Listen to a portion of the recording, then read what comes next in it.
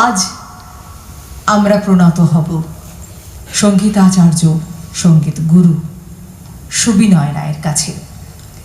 Anandi communication centre, যার মস্তিষ্ক প্রসূত সেই ইন্দ্রাণী ভট্টাচার্য গুরু সুবিনয় রায়ের স্নেহধন্য আশীর্বাদধন্য ছাত্রী। গুরুকে প্রণাম জানাচ্ছেন তিনি যখনই সুযোগ পেয়েছেন। সম্প্রতি বিশ্বভারতীর সঙ্গে এক যোগে আনন্দী কমিউনিকেশন সেন্টারের সুযোগ হয়েছে, ইন্দ্রাণী ভট্টাচার্যের সুযোগ হয়েছে গুরু সুবিনয় রায়কে প্রণাম জানাবার শান্তিনিকেতনে। আজ শিশির মঞ্চে আমরা স্মরণ করব আবারও তাকে, কলকাতার মানুষের জন্য। সেই সঙ্গে এবছর সাহিত্য সম্রাট বঙ্কিমচন্দ্র চট্টোপাধ্যায়ের লেখা বন্দে মাতরম গানের 150 বছর পূর্ণ হচ্ছে, আমরা স্মরণ করব সেটিও। বিশিষ্ট গুণী ব্যক্তিকে আমরা যেমন সম্মাননা জ্ঞাপন করব, তেমন বিশিষ্ট মানুষের মুখ থেকে জানব আমাদের এই বন্দে মাতরম গানের ইতিহাস, তার শক্তি, আজও তার প্রাসঙ্গিকতার বিষয়ে। আজ আমরা অনুষ্ঠান শুরু করছি। উপস্থিত সুধীজনকে কৃতজ্ঞ অভিবাদন জানাই আনন্দী কমিউনিকেশন সেন্টার এবং রূপসা সাহিত্য পত্রিকার পক্ষ থেকে। আপনারা আমাদের এই আয়োজনে একেবারে গোড়া থেকে সঙ্গে আছেন। আমি সুদীপ্তা মুখোপাধ্যায় অনুষ্ঠানের খবরাখবর আপনাদের দেওয়ার জন্য রইলাম। আপনারা আমারও নমস্কার জানবেন। আজকের সন্ধ্যার প্রথম নিবেদন একটি সম্মেলক আবৃত্তির অনুষ্ঠান। কে আগে, ছেলে না মেয়ে, নারী না পুরুষ? শেষ পর্যন্ত আমাদের কিন্তু এই সিদ্ধান্তেই পৌঁছতে হয়, একা কেউ পূর্ণ নয়, উভয়ের সমান যোগ্য ভাগ। আমরা তাকে মেনে নিয়েছি, স্বীকার করেছি। আজ একবার ফিরে দেখব রবীন্দ্রনাথ ঠাকুর কি বলছেন, কাজী নজরুল ইসলাম কি বলছেন তাঁদের উত্তরসূরি শঙ্খ ঘোষ। সম্মেলক আবৃত্তির অনুষ্ঠান পরিবেশনায় কথা বরানগর। তুমি আছো আমি আছি। আরে করেছি রচনা, শুধু বিধাতার সৃষ্টি নও তুমি নারী, পুরুষ গড়েছে তোরে সৌন্দর্য সঞ্চরী আপন অন্তর হতে। বসি কবিগণ সোনার উপমা সূত্রে বুনিছে বসন, যা শুধু বিলাসে সেই বস্ত্র ছিনিয়ে নেয় যদি কোনো দুঃশাসন। আমি কাঁদছি না। কত বর্ণ, কত গন্ধ, ভূষণ কত না, সিন্ধু হতে মুক্তা আসে, খনি হতে সোনা। বসন্তের বন হতে আসে পুষ্পভার, চরণ রাঙাতে কীট দেয় প্রাণ তার। যাব না বাসর কক্ষে, বধূ বেশে বাজায় কিঙ্কিনি। আমারে প্রেমের বীর্যে করো অসংকিনী। নারীকে আপন ভাগ্য জয় করিবার কেন নাহি দিলে অধিকার? হে বিধাতা, নত করি মাথা পথ প্রান্তে, কেন নব জাগি ক্লান্ত ধৈর্য প্রত্যাশার পূরণের লাগি দৈবাগত দিনে। শুধু শূন্যে চেয়ে রব, কেন নিজে নাহি লব চিনে সার্থকের পথ? কেন না ছুটাবো তেজে সন্ধানের রথ? দুর্ধর্ষ অশ্বেরে বাঁধি দৃঢ় বলগা পাশে, দুর্জয় আশ্বাসে দুর্গমের দুর্গ হতে সাধনার ধন। কেন নাহি করি আহরণ, প্রাণ করি পণ। লজ্জা দিয়ে সজ্জা দিয়ে দিয়ে আবরণ, তোমারে দুর্লভ করি করেছে গোপন। করেছে তোমার পরে প্রদীপ্ত বাসনা, অর্ধেক মানবী তুমি, অর্ধেক কল্পনা। তোমরা পুরুষজন বাঁ হাতে নারীকে ঠেলে অন্দরে পাঠাও, ডান হাতে তোমরাই গা থেকে কাপড় টেনে খুলে নাও। তোমরা বিধান দাও, তোমরাই বোবা হয়ে থাকো। কান্না কন্যার মায়ের ধমনীতে আকুল ঢেউ তোলে চলে না, মায়ের কান্নায় মেয়ের রক্তে উষ্ণ হাহাকার মরে না।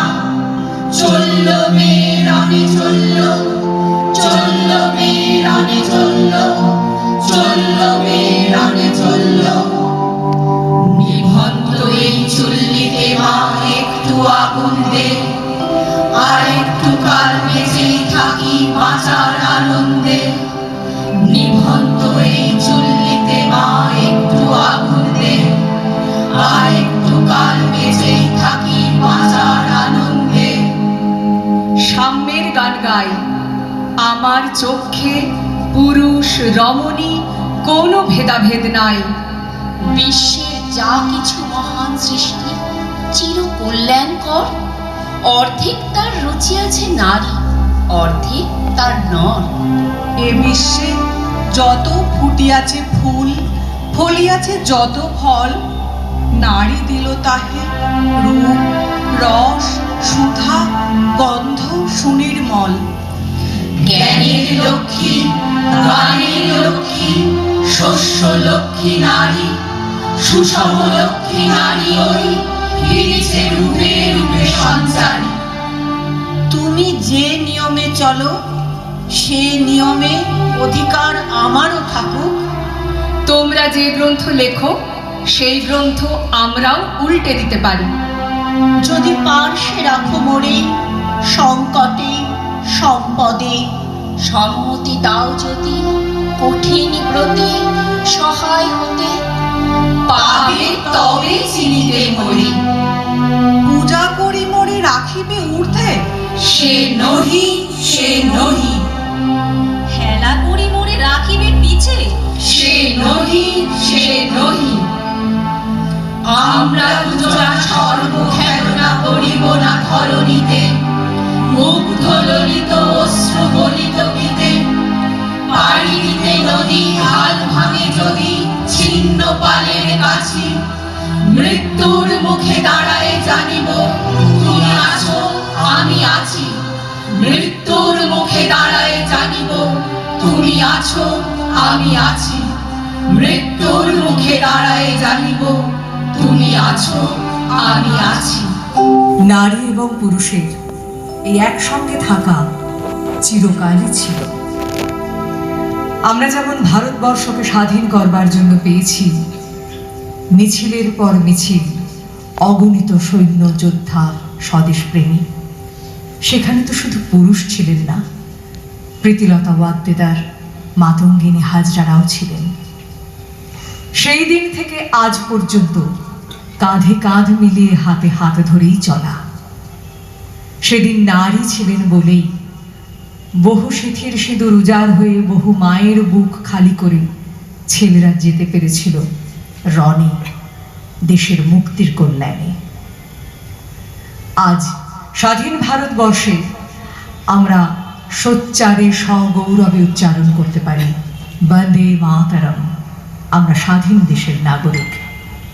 এবছর বন্দে মাতরম গানের 150 বছর পূর্ণ হচ্ছে। আজ আমাদের অধিকার জন্মেছে স্বাধীন দেশের নাগরিক হিসেবে গৌরবের সঙ্গে বন্দে মাতরম উচ্চারণ করবার। আজ এই মঞ্চে আরো একবার বন্দে মাতরম। সুজলাম সুফলাম মলয়জ শীতলাম শস্য শ্যামলাম মাতরম বন্দে মাতরম। শুভ্র জ্যোৎস্না পুলকিত यामिनी ফুল্ল কুসুমিতা ধ্রুমদল শোভিনী सुहासिनी सुमधुर भाषिणी सुखदां वरदां मातरं वन्दे मातरं वन्दे मातरं वन्दे मातरं। वन्दे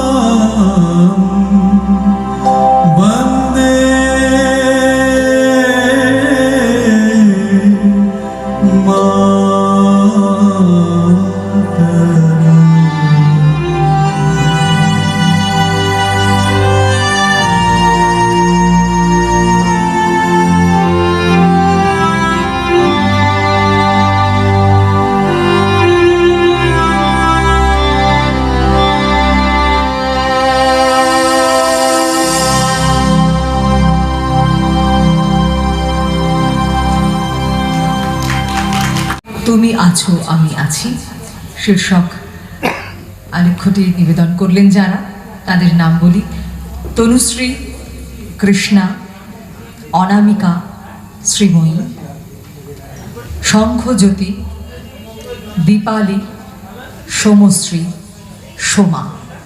গান গেয়ে সাহায্য করেছেন ডক্টর সুরজিৎ রায় এবং আবহ দিয়েছেন সুব্রত মুখোপাধ্যায়, এবং ডক্টর সুরজিৎ রায় পরিবেশন করলেন বন্দে মাতরম সঙ্গীত।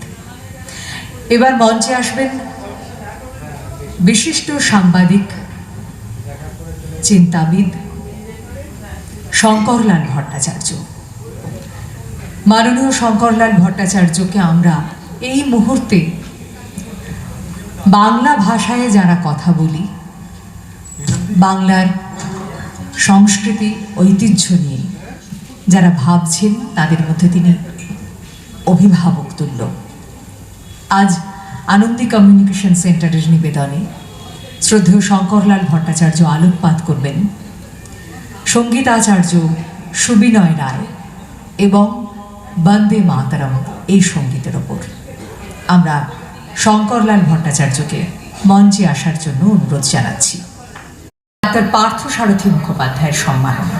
এখন শঙ্করলাল ভট্টাচার্য বন্দে মাতরম গান এবং গুরু সুবিনয় রায়কে নিয়ে বলবেন। বন্দে মাতরমের 125 বছর যখন হয়েছিল, আমার মনে আছে একটা বড় সেমিনারে আমাকে অংশ নিতে হয়েছিল, এবং ভারতবর্ষের নানান জায়গা থেকে আরো অনেক বক্তা এসেছেন, প্রায় 40 জন। তো সেখানে কতগুলো তথ্য দেওয়ার পরে অনেকেই খুব বিচলিত হয়ে পড়লেন, বলে এগুলো এগুলো এগুলো আছে। আমরা হ্যাঁ, কিরকম? বন্দে মাতরমের সুরই আছে 100, কিন্তু আমরা শুনি বিশেষ করে যে সুরটা, সেটা হলো দেশভাগের। আমি আগে আপনাদের বলি, আমার খুবই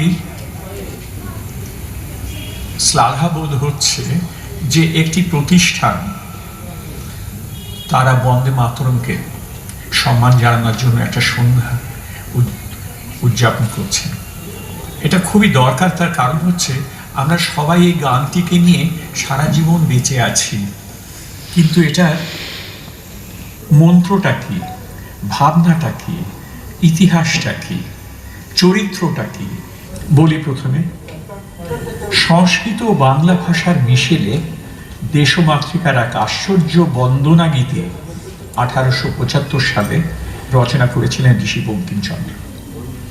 1875, যেখান থেকে আমরা এই দেশবচনটা পাচ্ছি।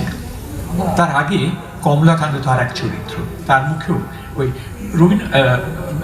বঙ্কিমের যেটা মস্ত বড় গুণ ছিল, উনি সব ব্যাপারে একটা দার্শনিক, আধ্যাত্মিক এবং দেশসঙ্গত, দেশের সঙ্গে সঙ্গতি রাখে যেসব চিন্তা ভাবনা, তাই নিয়ে ভাবতেন এবং লিখতেন এবং বলতেন। 1875 সালে এই গানটা লেখার পরেও এটাকে ব্যবহার করা হলো 1882-তে তার আনন্দ মঠ উপন্যাসে। সেখানেই প্রথম পড়ি এটার ব্যাপারটা। আনন্দ মঠ উপন্যাস আপনারা জানেন, সন্তানদের সেই যে সংঘ, তাদের উদ্দীপনার গান ছিল বন্দে মাতরম, এবং সেই বন্দে মাতরম নিয়ে এত আন্দোলন, সেটা তখনকার দিনেও কিন্তু মানুষকে একটু ভাবিয়ে তুলেছিল। এবং ঘটনা এই যে রবীন্দ্রনাথ 1896 সালে কংগ্রেসের যে অধিবেশন হলো কলকাতায়, তাতে উনি এই গানটি গেয়েছিলেন, বন্দে মাতরম। আজকে যে সুর আপনারা শুনেছেন বা শুনবেন, সেটা রবীন্দ্রনাথের সুর। কেন? উনি ঋষি বঙ্কিমের খুবই ভক্ত ছিলেন, কিন্তু উনি একটা কাজ করেছিলেন, যখন 35-36 সালে এই গানটিকে উনি আলোচনা করেছেন সুভাষচন্দ্র বসু এবং জওহরলাল নেহেরুর সঙ্গে। ওরা তখন ভারতের বন্দনা গীতি শুধু নয়, এটাকে দেশাত্মবোধক গান হিসেবে ব্যবহার করার কথা বলছেন। কি মেধাবী মানুষ, মানে ভাবা যায় না। আমার মেধাবী কথাটাই বলা উচিত না, মেধা উনি কি সেটা মেধা দিয়ে প্রমাণ করতে হয় না, উনি মেধাকে প্রমাণ করেন রবীন্দ্রনাথ। তিনি সেই সময় এই বড় কবিতাটার কয়েকটি অংশ বাদ দিতে বলেছিলেন। তার মধ্যে একটা অংশ হচ্ছে তোমারই প্রতিমা গড়ি মন্দিরে মন্দিরে। উনি সুভাষচন্দ্র এবং জওহরলালকে বললেন, দেখো এইটা যদি তোমরা ব্যবহার করো তাহলে ওই সময় ওই বন্দনা গীতিতে বা ওই দেশাত্মবোধক গানে মুসলমানদের কথাই বলেছেন, কারণ তারা তো নিরাকার সেবা করেন, তারা কোনো মুখ দেহ চরিত্র মানেন না। তিনি বললেন যে ওদের পক্ষে এই অংশ গাওয়া অসম্ভব, এছাড়াও নিরাকারবাদী যারা আছেন তাদের অসুবিধা হতে পারে, কাজে এই অংশটুকু বাদ দিয়ে করে। এবং সুভাষচন্দ্র এবং জওহরলাল সেটা খুব মান্যতা দিলেন। 1950 সালে যখন আমাদের সংসদে স্বাধীন ভারতের দেশাত্মবোধক গান কি হবে এই নিয়ে আলোচনা হচ্ছে, তখন এই গানটা আবার ফিরে এলো। তখন তো চলছেই, কিন্তু সেটাকে সঙ্গত করেন বলা হলো যে এটাকে আমরা গান। কিন্তু তখন উনি এইটা বলেছিলেন যে এই গানটাকে তোমরা ন্যাশনাল অ্যান্থেম করতে পারবে না, অর্থাৎ যে গানটা গিয়ে মার্চ করা যায়, যে গানটাকে সভা বিভিন্ন অঞ্চলে দেশে এবং বিদেশে এটা গাইবার মাধ্যমে একটা অ্যান্থেমাইজ করা একটা টেক্সচার পাওয়া যায়। ন্যাশনাল অ্যান্থেম আমরা জানি তো, সেটা গাইতে গাইতে হাঁটা হয়, চলা হয়, কুচকাওয়াজ হয়, তাই দিয়ে অনেক কিছু করা যায়। কিন্তু বলেন যে এটার মধ্যে সেই অংশটা নেই, সেই কাজটা নেই, এটা গান হিসেবে থাকবে, এটাকে মান্যতা দাও। শ্যামাপ্রসাদ মুখোপাধ্যায় এবং জওহরলাল নেহেরু সেই সময় দুজনে মাথা খাটিয়ে ঠিক করলেন যে জনগণ মন ওটাকে গাওয়া যায়, ওটাকে আর্মি সং হিসেবে ব্যবহার করা যায়, আর তার সঙ্গে সমমর্যাদায় রক্ষা করতে হবে বন্দে মাতরমকে। একটা খুব ভালো তথ্য আপনাদের দিতে পারি, সেটা হলো বিবিসি থেকে 1902 বা 3 সালে একটা ওয়ার্ল্ড ওয়াইড একটা সার্ভে করা হয় যে পৃথিবীর সেরা 100টি গান কি, বিভিন্ন দেশের সব সারা পৃথিবীর করে 7,000 গান সংগ্রহ করা হয়েছিল। 7,000, সেই 7,000 গান থেকে ওরা বেছে নিলেন শেষ পর্যন্ত 100টি গান। সেই 100টি গানের মধ্যে দ্বিতীয় স্থানে ছিল বন্দে মাতরম। এটা অনেকেই জানে না, এটা এত শ্লাঘার ব্যাপার। ওরাও অবাক হয়ে গিয়েছিল যে একটা সংস্কৃত দিয়ে এবং বাংলা দিয়ে করা, তো উনি বাংলা লিখেছেন, কিন্তু বন্দে মাতরম, সুজলাং সুফলাং মালয় যে সুমিতরাং, এগুলো তো আসলে সংস্কৃত কথা বাংলা করে নিয়ে উনি এনেছেন বড় কবিতায়, যেটা উনি ব্যবহার করেছেন। এবার ভাবুন এই গানটির যে রেন্ডারিং আমরা অল ইন্ডিয়া রেডিওতে পাই, সেটা কার করা জানেন? পণ্ডিত রবিশঙ্করের। 1952 আনন্দ মঠ বলে যে ছবিটা হয়েছিল বম্বেতে, তাতে সুর করেছিলেন হেমন্ত মুখোপাধ্যায়। তিনি এই গানটি গাইয়েছিলেন। সেই গানটি অবশ্য দেশ রাগে নয়, এবং আমরা যে ধরনের বন্দে মাতরম শুনে তা নয়, ওটা একটা মার্চিং সং, একটা মানে যাকে ফায়ারি সং হিসেবে উনি ব্যবহার করেছিলেন। সেই গানটাকে গাইয়েছিলেন লতা মঙ্গেশকরকে দিয়ে। ভারী সুন্দর গান, মানে শুনলেই একবারে উত্তেজনা তৈরি হয়। কিন্তু বন্দে মাতরমের মধ্যে যেটা আছে দেশ রাগের, হ্যাঁ, তার মধ্যে মাতৃবন্দনা তো আছে, দেশ ভক্তি তো আছে, একটা অপূর্ব, যার জন্য দেশ ভক্তির কথার জন্যই হয়তো দেশ রাগটাকে আনা হয়েছে। এবং দেশ রাগের মধ্যে যে ওই ব্যাপারটা আছে, সেটা আপনারা যখন গানটা শুনবেন আপনারা অনুভব করতে পারবেন, বা বাড়িতে গিয়েও যদি রেকর্ড থাকে বা ফোনে বাজিয়ে শুনতে পারেন বা টিভিতে দেখবেন কি অপূর্ব। দেশ একটা অপূর্ব রাগ, one of the most beautiful ragas, সেই দেশ রাগে বাঁধা। আর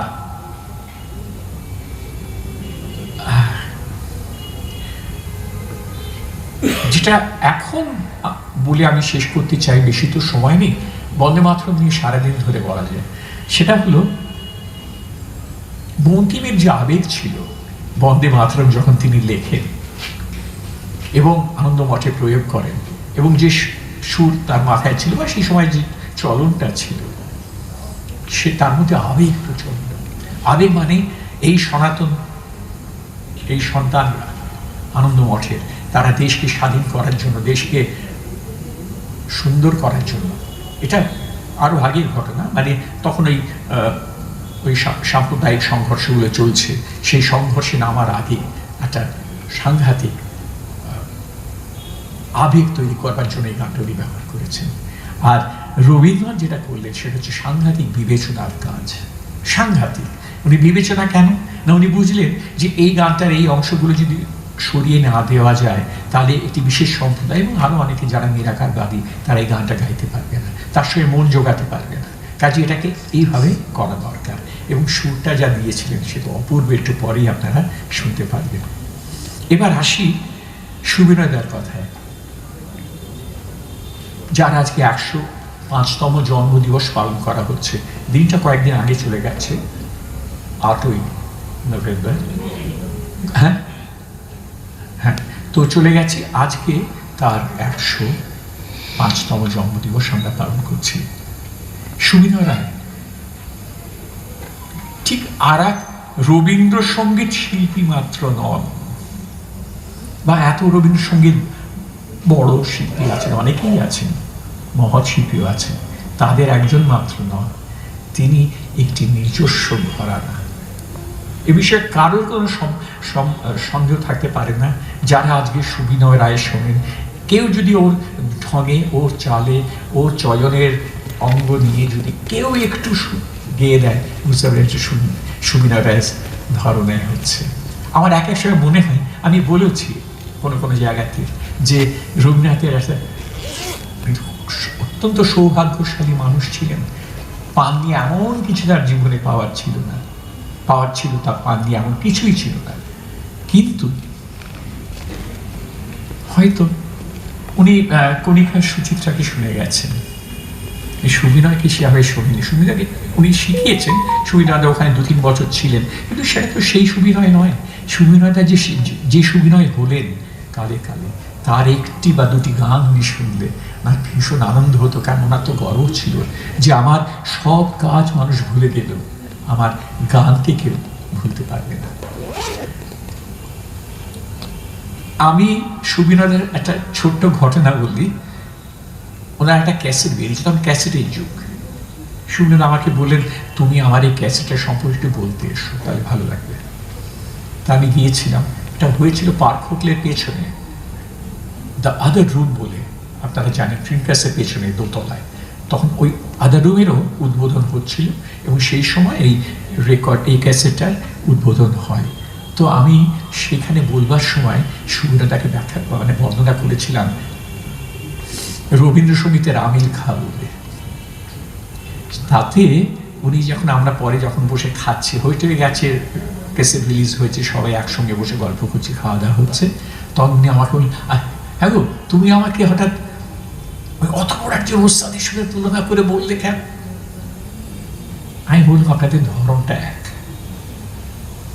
উনিও, আমি তখন আমির খানের কাছে প্রায় যেতাম, আমির খান আমার তখন একটা ছিল তো, আর উনি তখন যখন গাইতেন বসে স্ট্রেট, ধীর লয়, অপূর্ব, যেটাকে বলা হয়,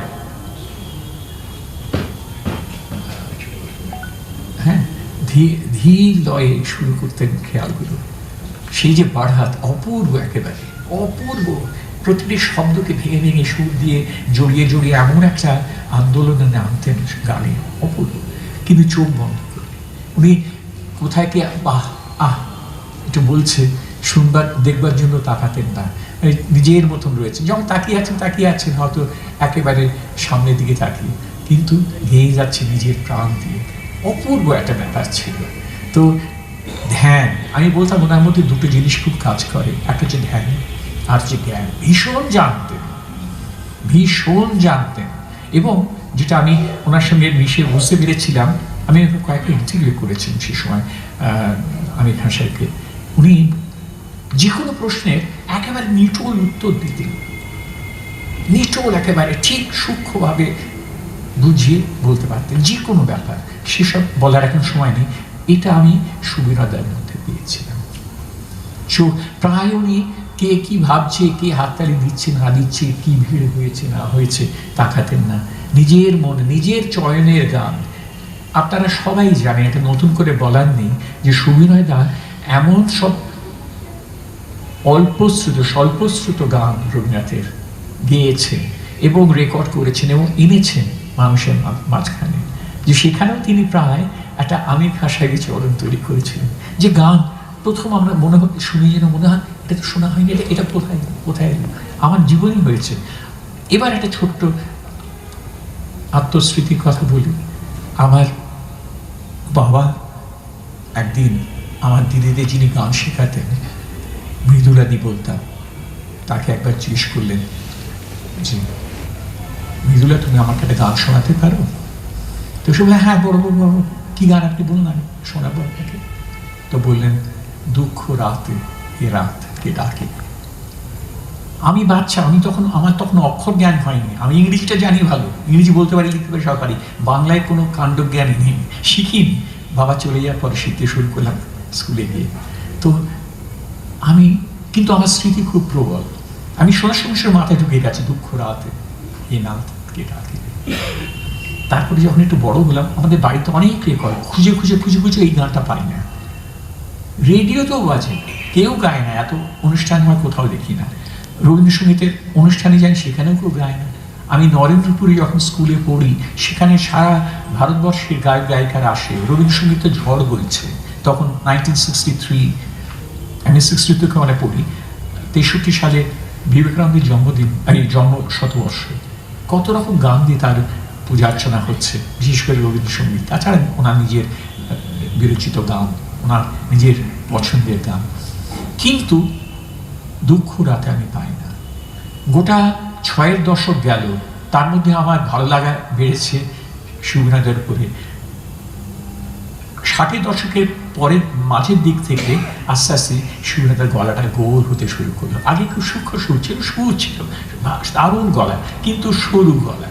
আপনি অনেকে বলে আপনি কঠিন গান বেছে গান করেন, কঠিন গান। তিনি বলেছিলেন, দেখো শোনো, গান কঠিন হয় না, গান যেরকম হয়। তুমি ওটাকে কঠিন মনে করো বলে কঠিন ভাবছো, গাইতে শুরু করলে দেখবে গানটাকে যখন গেয়ে ফেলেছো, ওটা সরল হয়ে আসে, গান সরল হয়ে যায়। তোমায় জানতে হবে কঠিন গানকে কি করে সরল করতে হয়, এটাই হচ্ছে ধারণা। আর এবারে দুটো ছোট ঘটনার কথা বলে শেষ করব। 1982 সালে চোরবাজারের মল্লিক বাড়িতে বাবু সন্ধ্যার আয়োজন হয়েছিল। যারা করেছিল সেই প্রতিষ্ঠান জয়সাগর, তার আমি ওদের ওই অ্যাডভাইজারি বোর্ডে ছিলাম। আমার বন্ধু ছিল যে রবীন পাল। তো তারা একটা করলো এবং কিছুটা আমারও মাথায় ছিল বলে আমি বুঝিয়েছিলাম এটা করলে হয়। রবিশঙ্করকে নিয়ে বাবু সন্ধ্যা। আপনারা অনেকে জানেন হয়তো, যারা তখনকার এই জিনিসগুলো খেয়াল রাখেন। পুরো মল্লিক বাড়ির চত্বর ছেয়ে গেছে। ওদের একটা বিজ্ঞাপনে বলে দেওয়া ছিল, পুরুষরা ধুতি পাঞ্জাবি পরে আসবেন আর মহিলারা শাড়ি। তাই এসেছিলেন সবাই, ভর্তি হয়ে আছে পুরো, এত লোক আমি ভাবতেই পারি না। আর ওই স্টেজের উপরে বসানো হয়েছে বাংলার সেরা লেখক, কবি, গাইয়ে বাজিয়েদের। কত নাম বলবো, লিখেছি আমি সেটা, কিন্তু এখন বলার সময় নেই। তো যাই হোক, আমাকে জিজ্ঞেস করেছিল রবি যে কাকে দিয়ে শুরু করতে চাও। আমি বললাম, শুরু তো রবীন্দ্রসঙ্গীত দিয়ে করতে হবে, বাবু সন্ধ্যা। সুবিনয় দাকে দিয়ে করে আমরা সুবিনয় দাকে রেখেছিলাম অনুষ্ঠানে।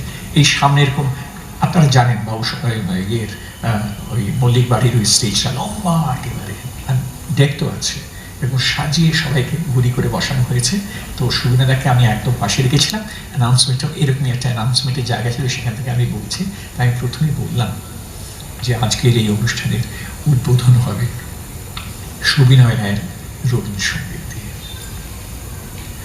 আর সুবিনয় রায় ওই হারমোনিয়াম টেনে নিয়ে গাইতে শুরু করলেন বহে নিরন্তর অনন্ত আনন্দ, অনন্ত আনন্দধারা।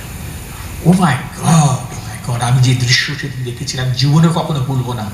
রবিশঙ্কর মাঝখানে বসে আছেন, বাবু সেরা বাবু বসে আছেন। উনি চোখ বড় বড় করে এইরকম গোল চোখ করে সমানে দেখছেন ওকে, এ কি গাইছে কি গাইছে, এ থেকে কোথায় গেল, কে কেউ অবাক হয়ে শুনছেন।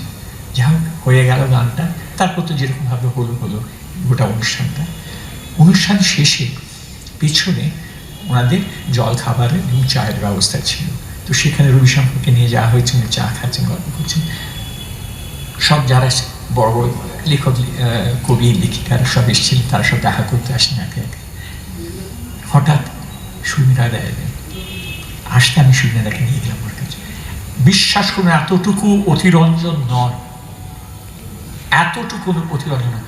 রবিশঙ্করের মতন লোক, যিনি সারা পৃথিবীর বড় বড় ওস্তাদদের শুনেছেন, গাইয়ে বাজিয়ে মিউজিশিয়ানদের সঙ্গে কাজ করেছেন, শুনেছেন, বন্ধুত্ব করেছেন, দাঁড়িয়ে উঠে জড়িয়ে ধরে, ও মশাই এতদিন আপনি কোথায় লুকিয়ে রেখেছিলেন নিজেকে, কোথায় লুকিয়ে রেখেছিলেন? আর ইনি বেঁচে রবিশঙ্কর জড়িয়ে ধরে এত লোকের সামনে বলছে, হাসছেন। আর সেই দৃশ্য আমি কোনোদিন ভুলব না। আমার শেষ করি একটা ছোট্ট জিনিস দিয়ে। আমার যে ইন্টারভিউটা করেছেন টেলিভিশনে, সেখানে আমি দাদাকে সুবিনাদাকে জিজ্ঞেস করেছিলাম, আপনার জন্মদিনে কেউ কোন গান গাইলে আপনি খুব খুশি হবেন? তুমি বললেন, আবার যদি ইচ্ছা করো আবার আসি ফিরে। এই গানটা যদি গায় আমার জন্মদিনে কেউ, আমি খুব খুশি হব। আজকে মনে হয় এই যে সব গান গাওয়া হচ্ছে, কোথাও না কোথাও উনি আবার ফিরে আসছেন। নমস্কার। আপনারা নিশ্চয়ই মুখোপস্তিকার কল্যাণে এনাকে চেনেন, কারণ ওর কাজকর্ম সবসময় আমাদের চোখের সামনে ঘটে না, কিন্তু আমরা সে খবরটুকু পাই। ডাক্তার পার্থসারথী মুখোপাধ্যায় শুধু একজন চিকিৎসক নন, পার্থসারথী একজন দরদি মানুষ, যিনি চিকিৎসাকে পৌঁছে দেন ভালোবাসার সঙ্গে, সেবার মনোভাব নিয়ে। এবং বাঙালির যা কিছু ঐতিহ্য, বাঙালির যা কিছু অহংকারের, বাংলা ভাষা, বাঙালির বাঙালিত্ব, সবটুকুকে ধরে রাখার, বাঙালির মধ্যে পৌঁছে দেওয়ার, বাঙালিকে সচেতন করবার একটা বড় কাজ অত্যন্ত নিষ্ঠার সঙ্গে করে আসছেন। শঙ্করদা, আমি ঠিক বললাম তো? এই জন্যেই আজ আনন্দী কমিউনিকেশন সেন্টার এই আয়োজনে প্রণাম বাংলার মুখ, এই শিরোনামকে আরও একবার সমর্থন করার জন্য ডাক্তার পার্থসারথী মুখোপাধ্যায়ের হাতে কিছু সম্মাননা জ্ঞাপন করবেন। সেই সম্মাননা তুলে দেবেন শঙ্করলাল ভট্টাচার্য। আমরা এই উত্তরীয় শঙ্করদাই দেবেন পার্থসারথীকে উষ্ণ অভ্যর্থনা।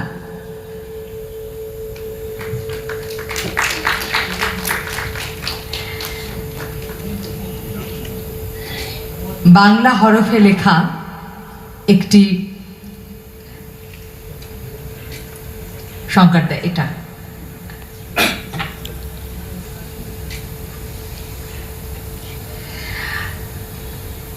গুণীজন সম্মাননা।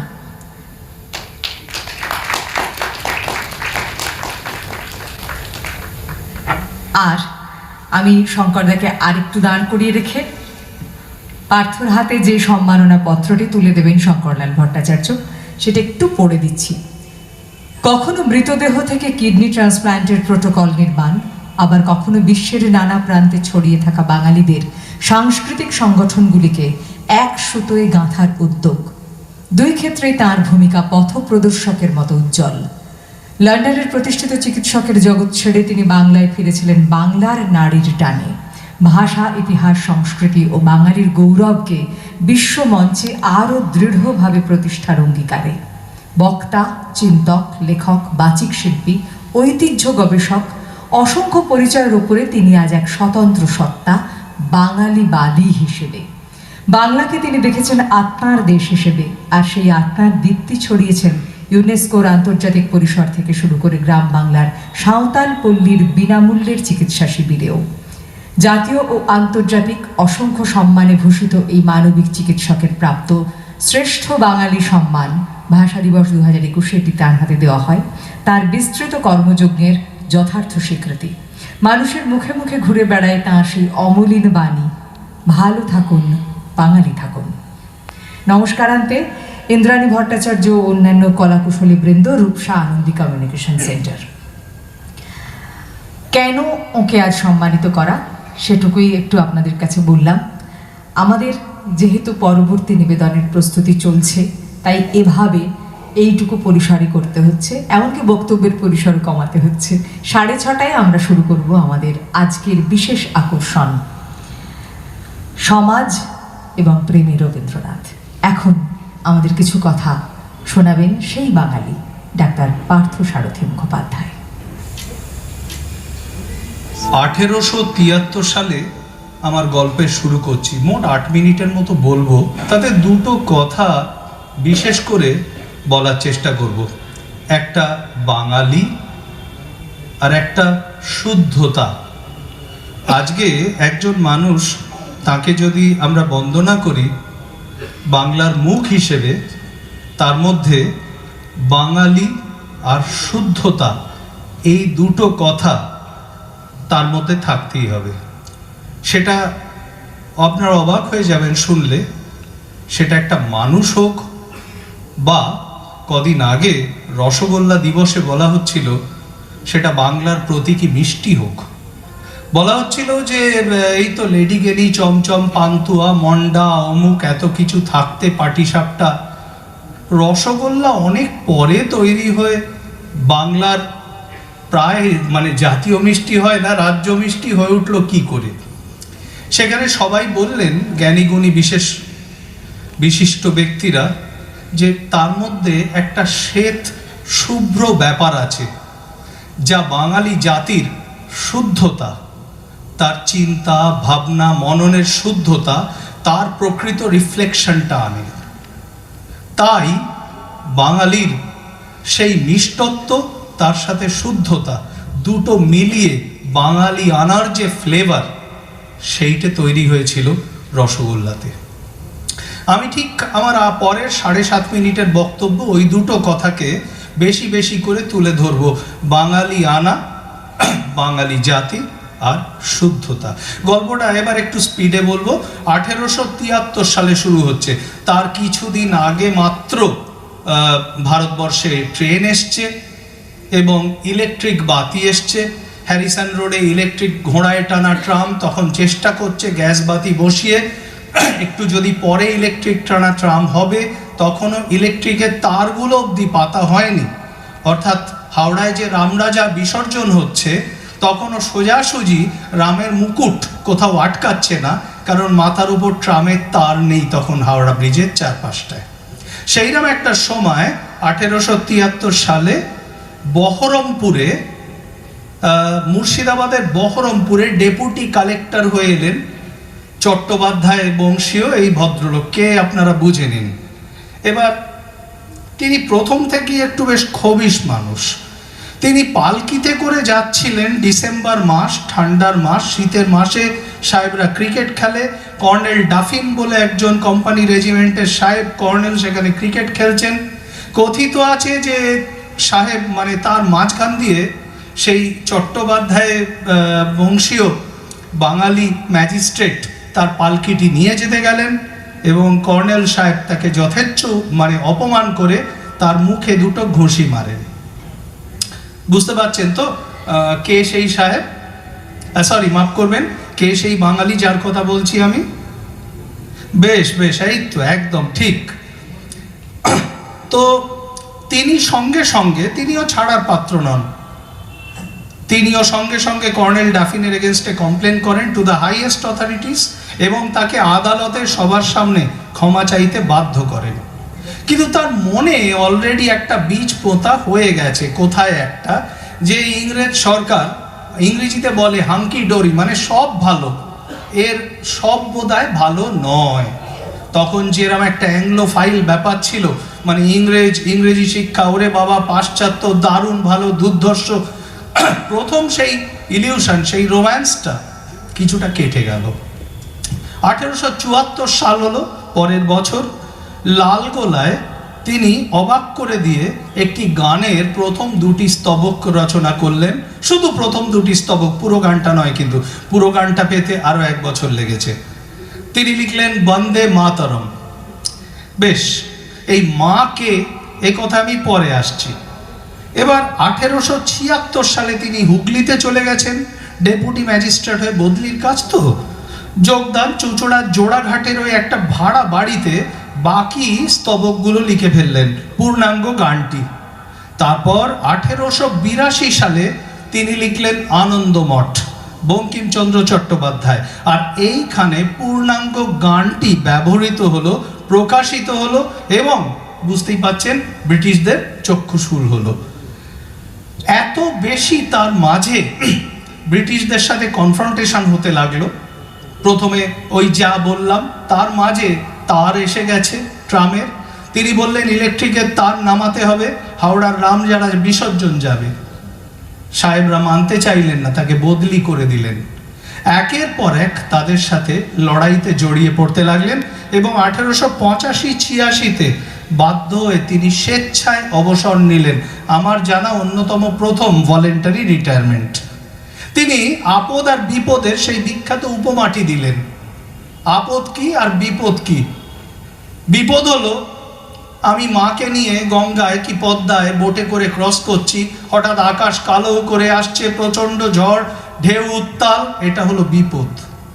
আর তিনি সবার মুখের সামনে বললেন, আর এই যে তুমি সাহেব, আমি আমার দেশে দাঁড়িয়ে রয়েছি, তুমি আমাকে শাসন করে বোঝাচ্ছ আমার ভাষায় আমাকে কি করে কথা বলতে হবে, তুমি হলে আপদ। এই সেই বঙ্কিমচন্দ্র, তার লেখা বন্দে মাতরম। ততদিনে ঠিক লেখা হয়ে গেছে সে গান, আর আজ সেই গানের 150 বছর। কিন্তু এখানে আমার একটা ছোট্ট কথা বলার আছে। কোনো রাজনৈতিক মতবাদধারী বা রাজনৈতিক দল তাদের ইচ্ছে মতো ইন্টারপ্রিটেশন যেন না হয়। এই বন্দে মাতরমের মাটা কে? খুব দরকারি কথা তো এটা। সুজলাং সুফলাং মলয়জ শীতলাং শস্য শ্যামলাং, এই যে শস্য শ্যামলা, এই মায়ের বর্ণনা তো বাংলা মায়ের সাথে অনেক বেশি মিলছে সম্পূর্ণ গোটা ভারত মায়ের থেকে। কারণ তার ঠিক পরেই যখন রজনীকান্ত লিখছেন মায়ের দেওয়া মোটা কাপড় মাথায় তুলে নেড়ে ভাই, সেটা কিন্তু বাংলা মা। তখনও বাংলা কথাটা কিন্তু কোথাও ঢুকছে না। কিন্তু বুঝে দেখুন, যখন দ্বিজেন্দ্রলাল লিখছেন পুষ্পে পুষ্পে ভরা সাখী, কুঞ্জে কুঞ্জে গাহে পাখি, আগাগোড়া বর্ণনাটা কেমন যেন বাংলার প্রতিভূতে। যদি ভারতকে তিনি বলেও থাকেন, বাংলার সাথে কিন্তু সেটা ভীষণ বেশি পার্সনিফাইড। এটা একজন লোকও না বলতে পারবেন না। এবার ঠিক 1901 সালে 40 বছরের ইয়াং তরতাজা যুবক রবীন্দ্রনাথ তার জমিদারি শিলাইদহ ছেড়ে কলকাতা এলেন জোড়াসাঁকোয়। এইখানে একটা প্যারাডাইম শিফট হলো, এই মাকে চেনার, কে মা, কে বাংলা, কে দেশ, কে দেশমাতৃকা আর কে ভারতবর্ষ। রবীন্দ্রনাথ 1903 সালে লিখলেন, আজি বাংলাদেশের হৃদয় হতে কখন আপনি। এটা কিন্তু সেই বাংলাদেশ নয় যেটার জাতির জনক মুজিবুর ছিলেন। এ সেই বাংলাদেশ, এ আমারও দেশ আপনারও দেশ, যাদের সোনার বাংলা, সেই বাংলার কথা হচ্ছে এখানে। Geographical south Asian country of বাংলাদেশের কথা মোটেই হচ্ছে না। তার 2 বছরের মধ্যে আবার রবীন্দ্রনাথ বাংলা কথাটা ব্যবহার করলেন। বাংলার মাটি, বাংলার জল, 1905 সাল বঙ্গভঙ্গ, বাগবাজারে বসে লিখলেন। তার মানে ধীরে ধীরে যে দেশের চেতনাটা তৈরি হচ্ছিল সেটা রূপান্তরিত হলো বাঙালির জাতীয়তাবাদে। এবং বলতে একটু দ্বিধা নেই, তখন বাঙালির স্বাধীনতা সংগ্রাম মানে বাঙালির জাতীয়তাবাদী আন্দোলনই ভারতবর্ষের স্বাধীনতা সংগ্রামের প্রাইম ড্রাইভিং ফেস। তখন সবচেয়ে বড় লিডার কে? দেশবন্ধু চিত্তরঞ্জন, যার নামে চিত্তরঞ্জন অ্যাভিনিউ থেকে আপনারা এখন সিআর অ্যাভিনিউ বলেন, সিআর পার্ক বলেন দিল্লিতে, পুরো নামটা অবধি তার বলা হয় না। তার শিষ্যত্ব গ্রহণ করেছিলেন মহাত্মা গান্ধী দক্ষিণ আফ্রিকা থেকে এসে। তার মাঝে আরেকটা ঘটনা হয়ে গেল, জালিয়ানওয়ালাবাগ 1919, তখনও চিত্তরঞ্জন বেঁচে। 1919 তার এপ্রিলে 40 দিন বাদে রবীন্দ্রনাথ শান্তিনিকেতনে ফিরে একটা অদ্ভুত জিনিস লিখলেন। যেখানে আপনারা একটা ক্রোধ অন্য কিছু ভাবছেন, সেখানে তিনি কি লিখলেন জানেন? লিখলেন, কার পদপরশন আশা, তৃণে তৃণে অর্পিল ভাষা, সমীরণ বন্ধন হারা, উন্মন কোন বনগন্ধে, মোর ভিনা ওঠে কোন সুরে বাজি, কোন নবচঞ্চল ছন্দে। এই যে নবচঞ্চল ছন্দের যে ফিলিংটা 1919, 1920, 1921, এই 1921 সালে জন্ম নিলেন আজকে আমার যে ছোট্ট 8 মিনিটের বক্তৃতার শেষ 2 মিনিটের নায়ক সুবিনয় রায়। আজ তিনি বেঁচে থাকলে 104 বছর হতো। আমি বাঙালি নিয়ে এতক্ষণ বললাম, এবার চলে এলাম বাঙালির শুদ্ধতায়। সুবিনয় রায় যখন জন্ম নিচ্ছেন 1921-এ, খেয়াল করে দেখুন তার পরের 4 বছরে কে কে জন্মেছেন, আপনারা কাদের জন্ম শতবার্ষিকী পালন করলেন। দেখুন, আমি একটা লিস্ট বানাচ্ছিলাম বসে বসে। 5 বছরের ভেতর নীরেন্দ্রনাথ, কবি সুকান্ত, কণিকা বন্দ্যোপাধ্যায় মহর্তি, সুচিত্রা মিত্র, আমি তখন তারা জন্মাচ্ছেন, কিন্তু ভেবে দেখুন সেই মানুষগুলো কি তৈরি হলেন। তপন সিংহ, সত্যজিৎ রায়, মৃণাল সেন, ঋত্বিক ঘটক, এ যেন একটা রেনেসাঁ 1921 থেকে 1925-এর মধ্যে। এ যেন একটা নতুন রক্ত, যাদের জন্ম শতবর্ষ আজ আমরা পালন করছি। আমি খালি জানতে চাইছি, আজকের বাঙালি যারা এই জন্ম শতবর্ষ পালন করছে, তাদের ঘরে আজকে যে ছেলে মেয়ে হচ্ছে, তাদের মধ্যে কতজন আরেকটা সত্যজিৎ, আরেকটা নীরেন্দ্রনাথ, আরেকটা মহর্দি, আরেকটা সুবিনয় রায়, আরেকটা মৃণাল সেন হবেন? একবারও ভেবে দেখেছেন? কেউ তারা আমেরিকা দিয়ে থেকে যাবেন, কেউ অর্ধেক হিন্দিতে কথা বলবেন, কেউ মিক্স করে কিছু একটা বলবেন, তাদের বিয়েতে সঙ্গীত হবে, মেহেন্দি হবে, আর নহবত হবে না, সানাইও বাজবে না। আমরা কি জাতিটাকে ধরে রাখতে পারলাম? এবার শেষ 1 মিনিট সেই সুবিনয় রায়কে নিয়ে। তিনি সঙ্গীত গুরু, তার সম্বন্ধে বলার আমার কোনো জ্ঞানই নেই, আমি শুধু তার সম্বন্ধে একটু পড়াশোনা করছিলাম। শঙ্খ ঘোষ লিখেছেন, তার গলায় রবীন্দ্র গান, জলের ঢেউয়ের তরল টান। রবীন্দ্রসঙ্গীতের সুরপুরুষ বলা হয়েছে তাকে। যিনি ঠিক আমার আগে বক্তব্য রাখলেন, সেই শঙ্করলাল ভট্টাচার্য, বরেণ্য সাংবাদিক শঙ্করলাল ভট্টাচার্যের কথায় তিনি রবীন্দ্রসঙ্গীতের আমির খান, আ মিউজিশিয়ানস মিউজিশিয়ান, সঙ্গীতজ্ঞের সঙ্গীতজ্ঞ। তিনি এক জায়গায় লিখেছেন, কঠিন গান গাইছি মনে করলে তো গান গাওয়া হয় না, কঠিন কাজ গুরু ভাবনা নিয়ে চর্চা করে সরল করে নিতে হয়। তিনি যখন গাইলেন রম্ভসঙ্গীত, তারপর একে একে নব আনন্দে জাগো, মধুর ধ্বনি বাজে, চিরসখা হে আমারে তুমি অশেষ করেছ, অন্ধকারের উৎস হতে, প্রত্যেকটা গান এক একটা ক্লাসিক, প্রত্যেকটা গানে ব্যাকরণের স্থান, শুদ্ধতার স্থান। বাঙালির অন্তরে তিনি রবীন্দ্রসঙ্গীতে পাকা করে দিয়ে গেলেন। আমি একবার আমার জেঠু শ্রীপান্থ নিখিল সরকারকে জিজ্ঞেস করেছিলাম, দুটোই পাশাপাশি শেলফে রাখা থাকবে, যে রবীন্দ্রনাথের ওই এক্সপেরিমেন্ট বাজবে সে বাজবে, আমরা প্যাটার্নালিস্টিক হব না, জোর করে দেখিয়ে দেব না, আর যে শুদ্ধতা, যে ব্যাকরণ, যে সেই ঐতিহ্যশালী আসল জিনিসটি বাজবে, সেরাম মানুষেরও অভাব নেই। আমি আজ সুবিনয় রায়, সঙ্গীত গুরু সুবিনয় রায়েরই অতুল জনপ্রিয়তা দেখে, এই সম্মান দেখে বারে বারে বোঝাতে চাইছি যে বাঙালির মধ্যে সেই ধারা এখনো একভাবে বয়ে চলেছে। আমরা একদিকে ফিউশন শুনছি, নতুন কিছু শুনছি, এক্সপেরিমেন্টাল শুনছি, কিন্তু জাতিটা কোনোভাবে তাতে ছোট হয়ে যাচ্ছে না। এখানে শুদ্ধতা, সঠিক ব্যাকরণসম্মত প্রয়োগ এবং যে ক্লাসিক ভ্যালিউজ, তার যে আদর্শ, সেগুলো ঠিক যেমনভাবে থাকার তেমনভাবেই বয়ে চলেছে তাই জাতিটা আজও আছে, কালকেও থেকে যাবে। এইমাত্র আমি সুবিনয় রায় থাকতেন পূর্বাচলে, সল্টলেকে, সেখানেই আমার মাসিও থাকতেন, রবীন্দ্রসঙ্গীত আচার্যা, আনন্দধারার মিতা চট্টোপাধ্যায়, কণিকা বন্দ্যোপাধ্যায়ের প্রিয় ছাত্রী। আজ তারই শেষ কাজ ছিল, শ্রাদ্ধ ছিল, আজ বাকি সমস্ত নিয়মভঙ্গের কাজ। আমি সেইখান থেকে যখনই আনন্দী আমায় বলে, ইন্দ্রাণীদি, আমি বলি ঠিক আছে, এটা সুবিনয় রায় তো, তার জন্য যেতেই হবে। কারণ বাঙালিয়ানা আর শুদ্ধতা এই দুটোকে যদি একসাথে ধরে না রাখতে পারি, তাহলে বাঙালির ঐতিহ্য নিয়ে যে কাজ করি এটার কোনো অর্থই থাকবে না। যখন আমায় সেরা বাঙালি দিচ্ছিল, তসলিমা নাসরিনের পাশে বসে তসলিমাদিকে আমি বলেছিলাম, আপনি নারীবাদী, আপনাকে প্রণাম, আপনি মানবতাবাদী, আপনাকে সম্মান জানাই, কিন্তু হিন্দুবাদী, রাষ্ট্রবাদী, মাওবাদী, মার্ক্সবাদী সবের ঊর্ধ্বে আজ আমাদের প্রয়োজন হয়েছে বাঙালিবাদী হওয়ার। আমি বাঙালিবাদী হয়েই বাঁচতে চাই, বাঙালিবাদী হয়েই মরতে চাই। আপনারা ভালো থাকুন, শুদ্ধতায় থাকুন, বাঙালি থাকুন।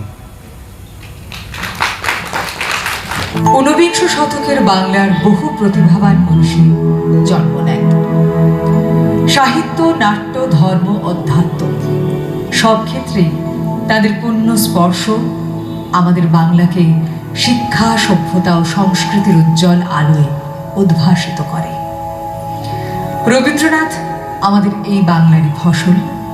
বাংলার শিক্ষা, দীক্ষা, আচার ব্যবহার, ধর্ম সংস্কারকে ভিত্তি করে তাঁর লোকোত্তর জীবনকে সর্বসমাজে তিনি সুপ্রতিষ্ঠা দেন এবং ক্রমশ ভারতবর্ষের সীমা অতিক্রম করে বিশ্ববাসীর অন্তরে সসম্মানে নিজস্ব আসন প্রতিষ্ঠা করেন। শহর কলকাতার মধ্যস্থলে এক সম্ভ্রান্ত ধনী পরিবারে তাঁর জন্ম। শৈশব থেকেই তিনি ব্যতিক্রমী, অত্যন্ত সরল জীবনযাপন। রবীন্দ্রনাথের গানে কেমন করে বারবার ধরা পড়েছে সমাজ এবং ভালোবাসা।